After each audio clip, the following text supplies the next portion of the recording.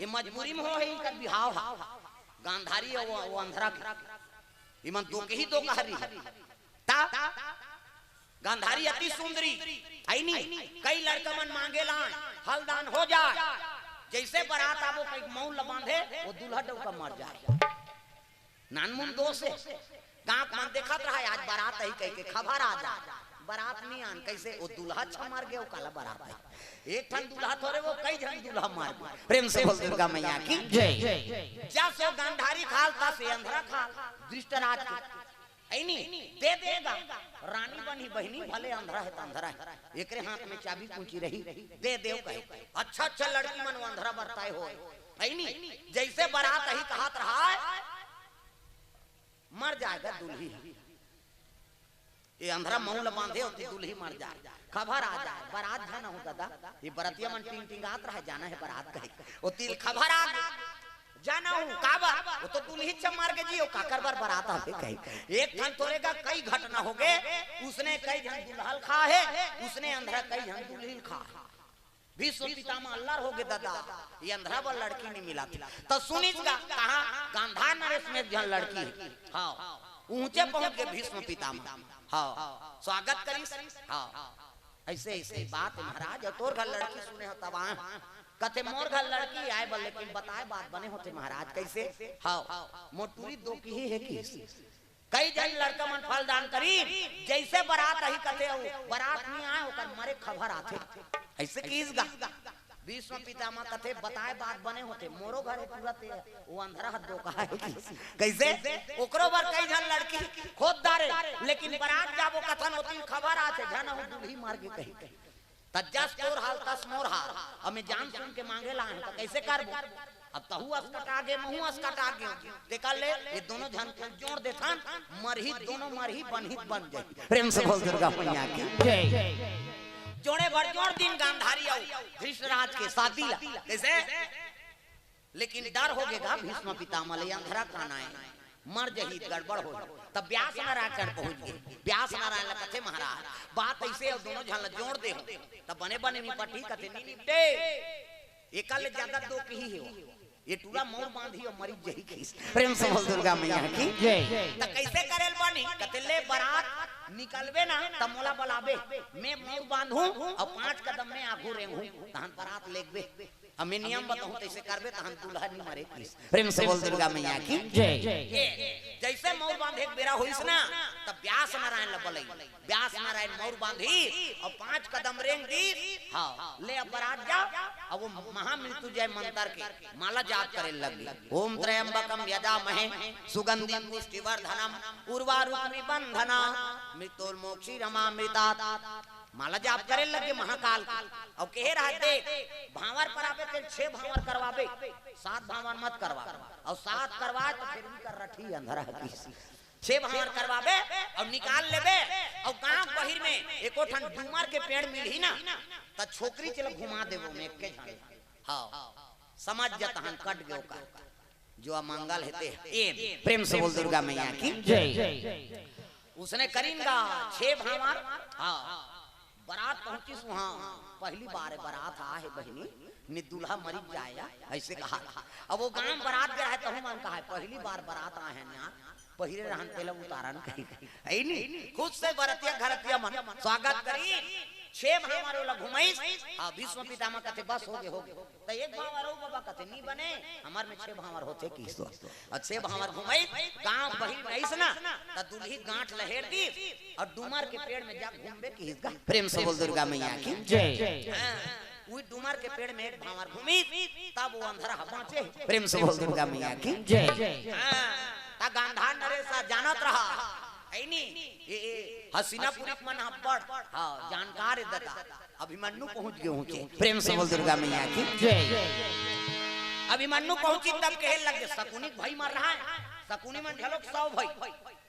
सब ले बड़े शकुनी हरि हां और 99 झल नीचे गांधार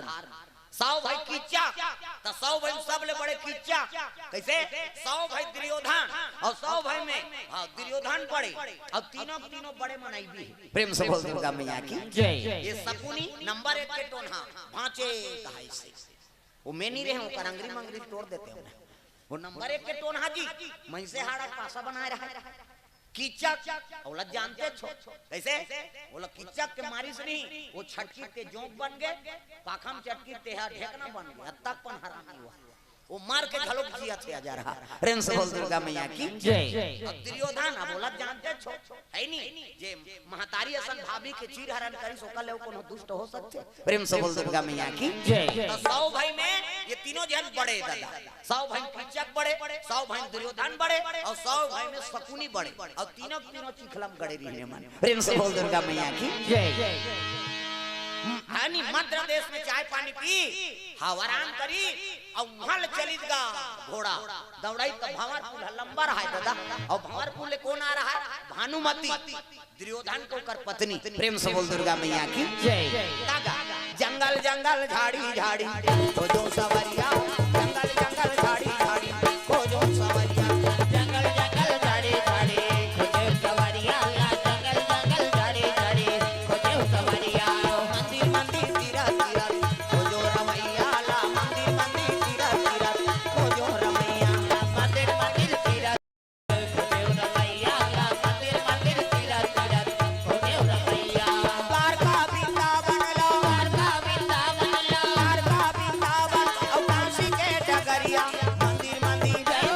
मंदिर मंदिर तीरा तीरा खोजो रमैया ला मंदिर मंदिर तीरा तीरा खोजो रमैया मंदिर मंदिर तीरा तीरा खोजो रमैया ला मंदिर मंदिर तीरा तीरा खोजो रमैया।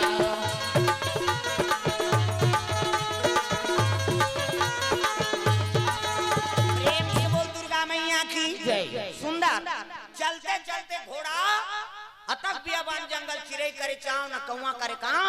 बाघ भालू करत हां हां अब पड़पड़ घोड़ा दौड़ाते दौड़ाते घोड़ा अचल हो गया नी सकी दौड़ेल घोड़ा कतक दौड़ी मोटरसाइकिल चलत चलत इंजन गरम हो जाते नी हां ते कनी जुड़ान दे जी धुआं देथे है नी तैसने घोड़ा झलो कथा खोगे अभिमन्यु कथे मोला जाना है जल्दी जाए बड़े कैसे करो तो घोड़ा ऊंचे छोड़ दिसले आराम कर अब मैं वापस हूं तब जाबो तोर संग वहां ले पैदल यात्रा अभिमन्यु चले लगेगा प्रेम से बोल दुर्गा मैया की जय। त रात के भंवरपुर के धर्मशाला मुरुकी सो प्रेम से बोल दुर्गा मैया की जय। अब आधा रात के थोड़े काकरो घर जही है नी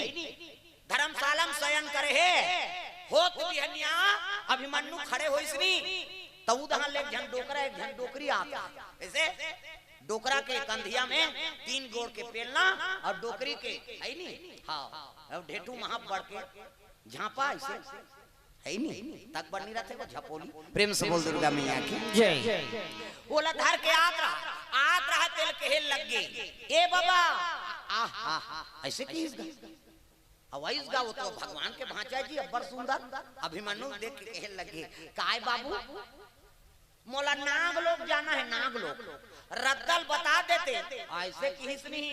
वो डोकरी करते थे नान चंद दिखा था कहां नाग लोग जावेगा तो जे खाए नहीं भाते जा घर जा किस प्रेम से बोल दुर्गा मैया की जय। जा घर जा ऐसे किस गा कहते रद्दल बता दे दाई हो है नी रद्दल बता देते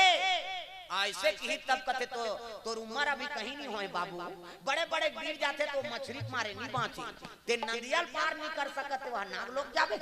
ऐसे की हिस्सा तब कैसे करूं मोला जाना छे और रद्दल बता दे ऐसे की सोकर रूप ला देख के डोकरा मुहा के रहेगा तो भगवान बरोबर दिखत है अभिमन्यु भगवान के भांचा है नी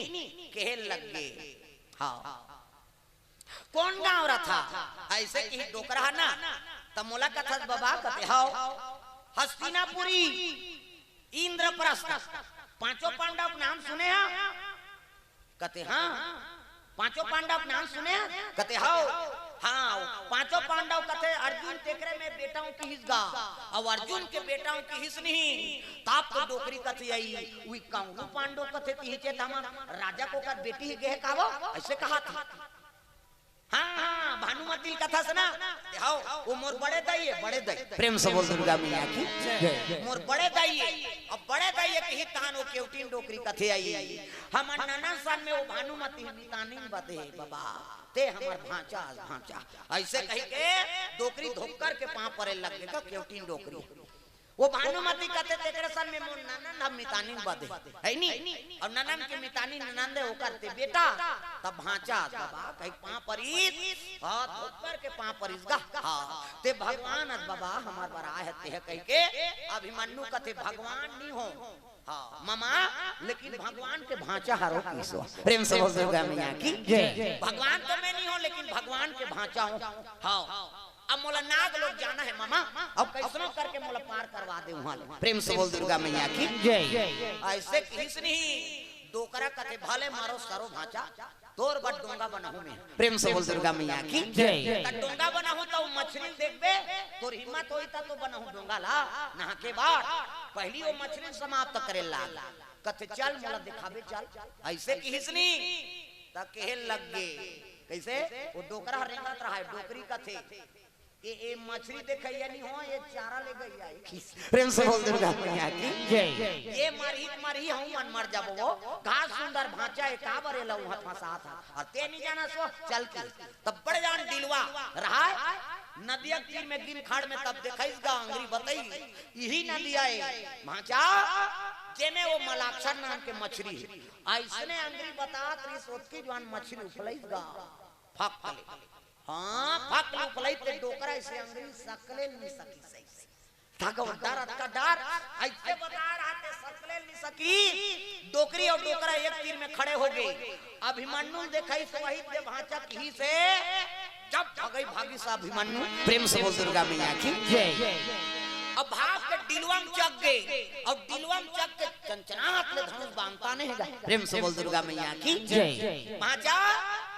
वही दे ऐसे कीज गा वो बगल में डोकरी रहते कथे तोर भगवान हत अंतर ध्यान हो गए कर ले हमारा चारा बनाए बनाने भी से डोकरा वो तो भाग गए वो तो ऐसे देखे कि हिम्मत नहीं होगा मछली देखी लेते प्रेम से बोल दुर्गा मैया की जय ते भगवान ने कहा तेरे अंतर ध्यान हो गए डोकरा सकले नहीं सकी अब भाई ये डोकरी हमार नाव ले 10 पुर गए कहा प्रेम से बोल दुर्गा मैया की जय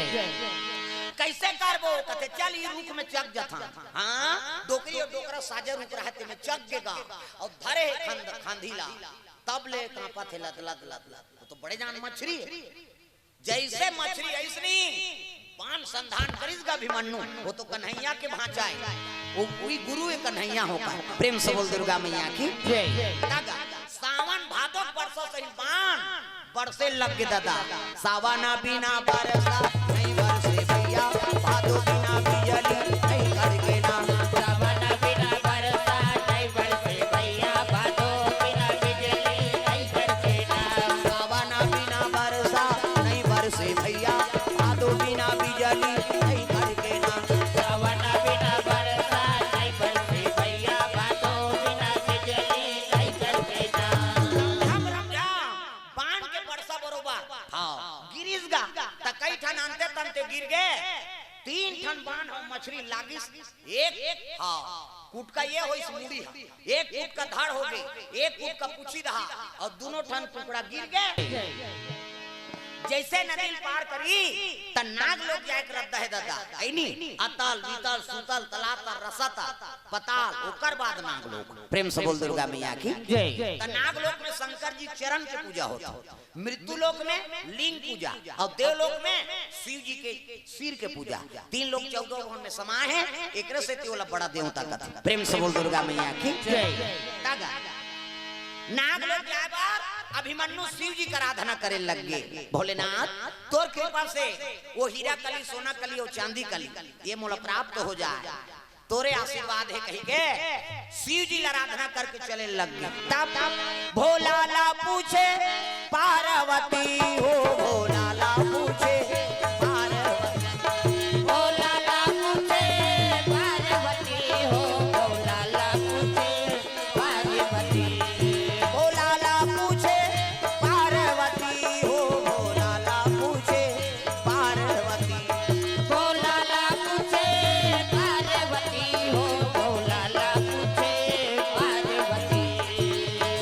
हरिदार साना का बा होई है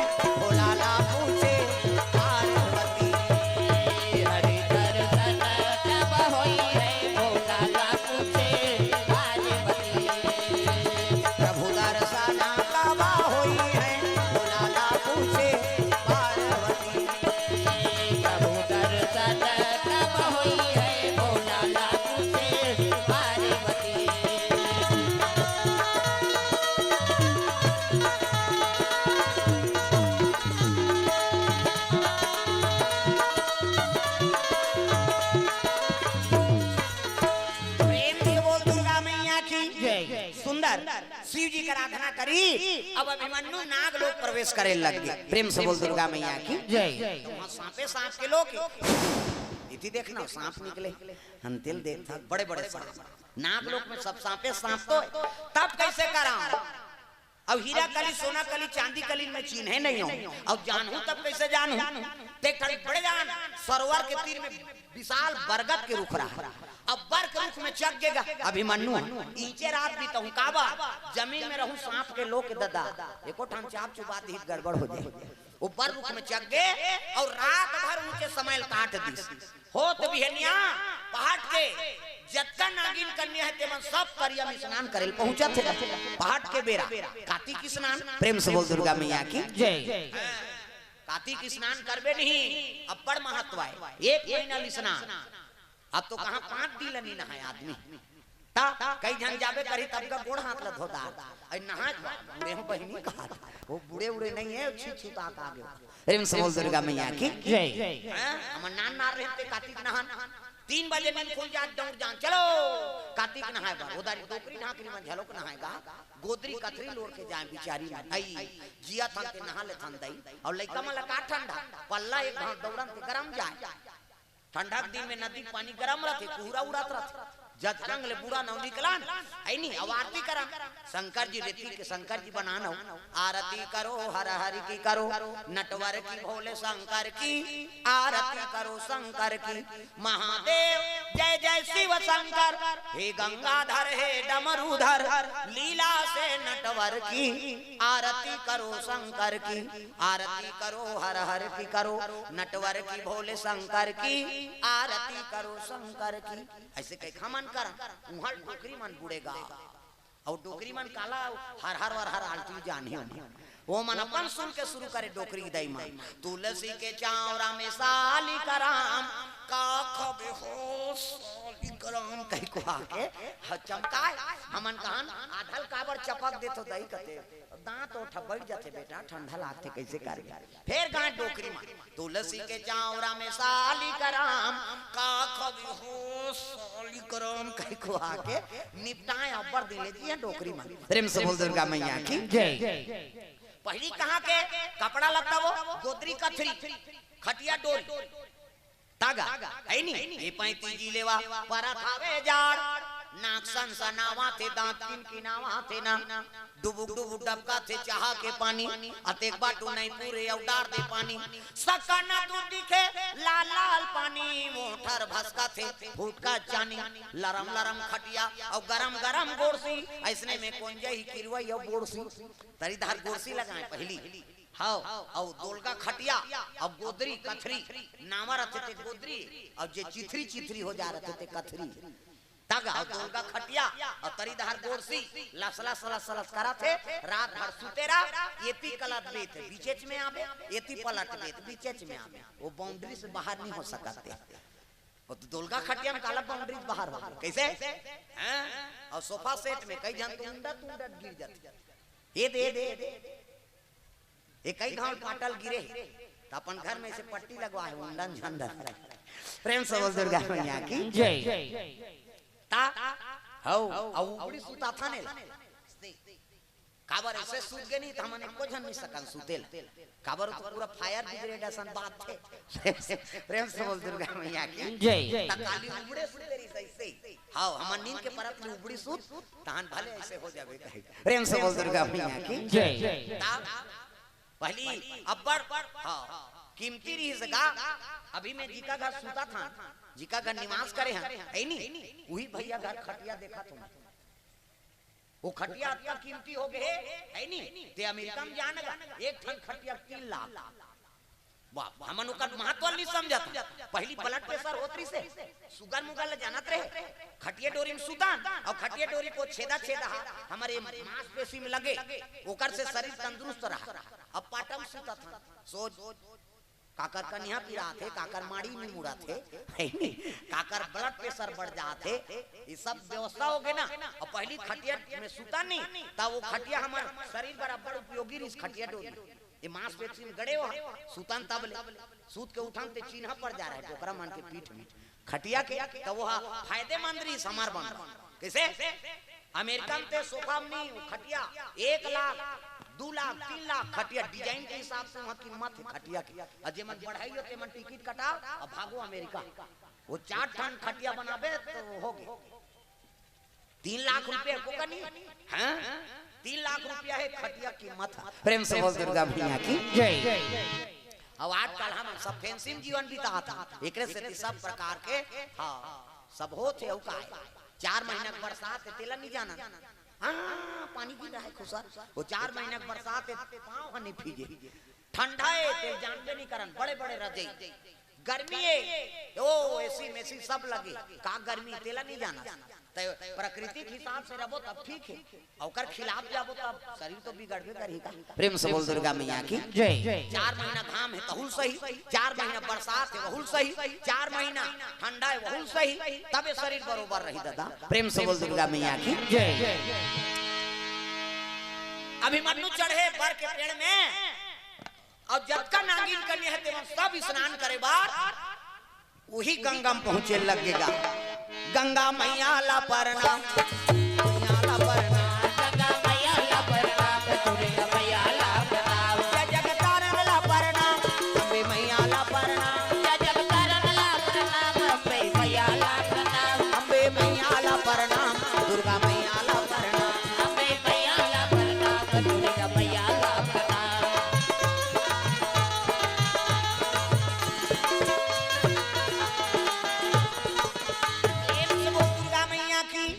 गंगा मैया प्रणाम करें और जतका नागिन मार रहा है ना हाँ सब कन्या रिलते में सर्पिन बन के दादा और सब पानी में कुछ दिन का पानी नहीं दिखे सांप के मारे ये अभिमन्यु चघे रहते कहाँ पते भगवान एको ठाना सुरसुर सुसुरी धार चढ़ जहित गाए वो तो पानी सांप के मारे पानी नहीं दिखेगा और नहाते हाँ तो 3 ठन सांप ऐसे रिसो में तेकर चमक हब्बा हीरा कली सोना कली और चांदी कली ये तीनों कन्या बन के चमक अतकर हाय वो सांप ला देखे बेरी बेरी अभिमन्यु इच मान तो नहीं हो ही 3 ठन। प्रेम से बोल दुर्गा मैया की जय। अब बगजोर तीनों जन जैसे नहीं थोड़ी कहा नहीं घटोना में हे नागिन कन्या बन और कन्या बनिता हाँ माता मन के आदत रहते नहाते नहीं। प्रेम से बोल दुर्गा मैया की जय। हाँ नहाते तैसे झटकार थे चुंदी ऐसे बाल लावो सुकुरदुम हो जाता ऐसे से नहीं झटकार तो ऐसे झटकारा झटकारा हीरा का देखदारी से ऊपर में रहते। प्रेम से बोल दुर्गा मैया की जय। ऐसे झटकारा रहा बाल तो देखदारी चढ़े रहा अभिमन्यु तेल अभिमन्यु देखी से बोला वो देखी से बोला एकरो सटर चटर की आई इसने छोकरा हमार काम कौन हो नहीं है दई अब अभिमन्यु झलो बोला देखे लग गए अभिमन्यु कथे कौन हो झन बताबे ऐसे करा था अभिमन्यु है नहीं ते देखदारे कौन हो झन बताबे वो इशारा में काम चला था। प्रेम से बोल दुर्गा मैया की जय। आंखी में जबान फिट कर दे भगवान ऐसे एक झन सुन संगवारी यति एक झन यति आंखी में इशारा कर दी 4 रात होते घर जाने कहीं अब मान लो कथा सुनना है तो कहीं नहीं जान आज एक भरे सुनबो नहीं अहन वो गुर्री गुर्री देखी तो नहीं जाऊं कथा देख मोल गुर्री गुर्री ध्यान देख आंखी में बात होते ना किसे यहाँ कौन कही चल घर कहीं गाड़ी खाए बा वो इशारा में काम चलते संगवारी संगवारी का। प्रेम से बोल दुर्गा मैया की जय। भगवान जबान फिट कर दे वो अभिमन्यु कहा थे कौन हो झन बताबे ते जानदारे ये हीरा कली देखी सब अभिमन्यु ला मोहागे दादा ओकर ऊपर नागिन कन्या। प्रेम से बोल दुर्गा मैया की जय। है अत्ता का सत्य हो गए तेनी बताई कपड़ा लत्ता पहिरिन सबो झन आ गए हीरा कली सोना कली और चांदी कली ये तीनों झन आत रहते आधा बीचले बहाना करके चाहिए आई नहीं मोर पोचराल भुला के हम दही लगड़े केला आई नहीं अता जरान दीदी महू जाओ ले तू मन जाओ मैं आठ जा ऐसे कहे ये दोनों जहां ला भेद दी और हीरा कली फिर घटोंदा मई कबूतरीज गा ओला देखी सब कहन लगे कुमार ते कहां रहा था हमन नाग लोग के तो नहीं लगा था कहन लगे मैं हस्तिनापुरी रथ हां और 5 पांडव अर्जुन कथे तेकरे बेटा त का बार आया कथे हीरा कली सोना कली और चांदी कली ये तीनों झल में लेके बार आए हूं का बात हमार काका बिहाव है और काका बिहाव में मन डांसर मंगाए ओकरे से तिया हूं अब ते मोला जानदार है तब बता देते हीरा कली कौन हरे ऐसे कहा कहां से है वही तो हीरा कली है नहीं हासे मने मन में तकावर हासा अरे मोरे नाम तो हीरा कली है और दू जन मोर बहिनी मन गीते सोना कली चांदी कली ऐसे की त जाते हो कथे नहीं ये नाग लोक ले जाना कोई मामूली बात नहीं प्रेम से बोल दुर्गा मैया की जय तो एक काम कर चल मैं तोला अपन कक्ष हम ले घूम हां त कैसे करा मंत्र पढ़ी अब अभिमन्यु ला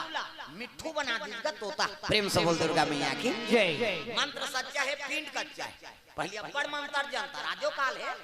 फिर चुपे चुप वाला है आज का पहली बैगा मन नहीं चिल्ला पड़े मंतल एक जन उसने बैगा रहेगा आई नहीं और जन के तबियत खराब हो गई बैगल बला ले चलना बाबा लड़का तबियत खराब है बैगा गीत गा अब बैगी झलक चल दी आई नहीं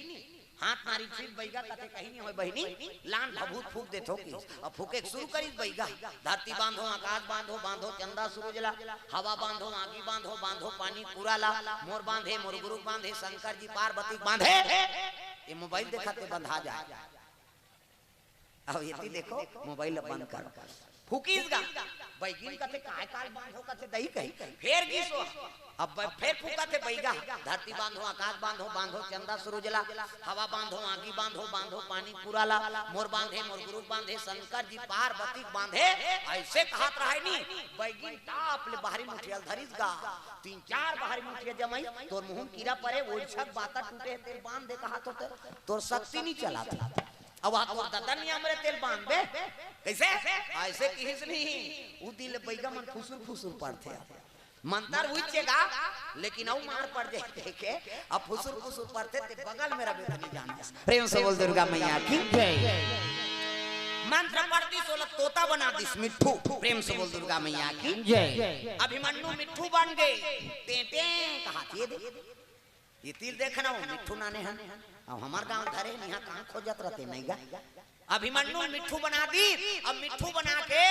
हाँ धरित का पिंजरा मोड़ ले वो तो मंत्र सीखे तंत्र मंत्र प्रेम से बोल दुर्गा मैया की जय लेकिन तो अपन कक्षम तांग दी अब भोजन पाक समय होए ना ता माँ मैं अपन कमरा में खाऊं कहा नंगा तकन लेगे घर के मन से कतका खाते थे नहीं जानी तब दू जान रहा थे मन कथे कसरे बहिनी कहा सोना कली और चांदी कली ये थे लड़की कन खाते और एक थारी ता नाक लेगा थे हई ता एक जनौ रहा थे कथे ये नहाल गिरी पी का लेकर नेक घाट बिगड़े तैसे लाग थे ये ला कहीं झाग पाए हो वो तो हम मिट्ठू ना नहीं का झाग पाए प्रेम से बोल दुर्गा मैया की जय वो मिट्ठू लेके रहा रात के सब जन सीते ना तब फिर वो मंत्र अभिमंत्रित करे और छोकरा बनाएगा और छोकरा बनाए हाँ बोला भोजन कराए कहे लगे कब जाऊं मोला इसने तुमन मिट्ठू बना कर आग दे रहो कैसे बने ये तो कर ऊपर मुहा रहा वो नीचे रहा के मारत रहा कन्या है नहीं एक दिन फुसुर फुसुर गोठियात रहा तेल हीरा कली और सोना कली सुंदरी कान लगा देखी हाँ कैसे कपाट के सेन वाले से देखेंगा ते आगे छोकरा रहा पर सुंदर यहाँ छोकरा बैठे प्रेम से बोल दुर्गा मैया की जय तागा एकरे से ये तन्नाक भात ला नाम थे बहिनी कैसे और दिन भर सूखे और रात भर जाग थे प्रेम से बोल दुर्गा मैया की जय अच्छा ने कन्होदार घूमे जाबो कहीं नहीं जाए काबा ये तो छोकरा हा गई हां उसने देखा रहा है ओकर दैल बता दीगा भूरी नागिन प्रेम से बोल दुर्गा मैया की जय मां दीदी कक्ष में एक जन छोकरा है हाँ यहू देखी तेका क्रोध बढ़ गया रे दुष्टीन हाँ ते कौन पुरुष अपन कक्ष में राखे है नहीं अरे पुरुष यहाँ जिंदा नहीं जा सके कहीं के रात के गोठियात गोठियात 2-4 दिन हो गए रहेगा भात लखई रात भर गोठिया दोनों ढंग के गोठियात गोठियात पाट ले नींद हपार गए ओला मिट्ठू बनाए बर भुला प्रेम से बोल दुर्गा मैया की